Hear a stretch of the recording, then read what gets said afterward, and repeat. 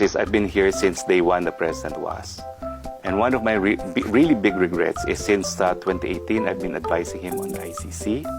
Of course, he did not take me seriously enough. And for the first time, I'm saying it. None of the other people around him really considered me seriously. They thought I was dreaming. Because they really did not anticipate that the ICC to them could it have was jurisdiction.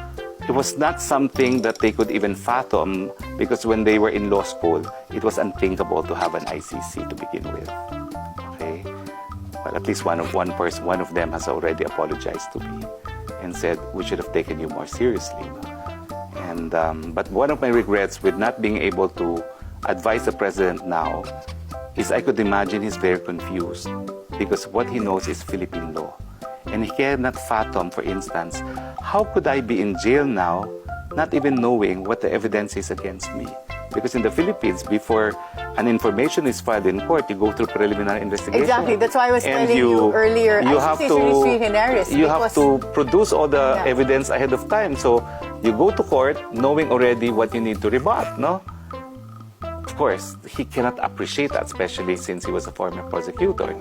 And then, what is this pretrial chamber? The pretrial chamber that will only have a confirmation hearing to confirm this probable cause. No? Yeah, exactly. That's why I was saying that, it's a bit weird because for us, if you're used to Philippine law, if you already are indicted, in which case, in this case, the president is already being detained, that would mean that probable cause had already been determined.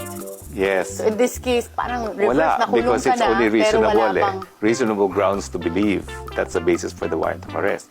And of course, if you do not know the system in the ICC, you would feel there is an injustice precisely because you were arrested even without probable cause. Because you were arrested only on the basis of reasonable grounds. No? So anyway, I tried my best. Have you tried to visit? I tried, but the decision to visit is dependent now on Mr. Kaufman.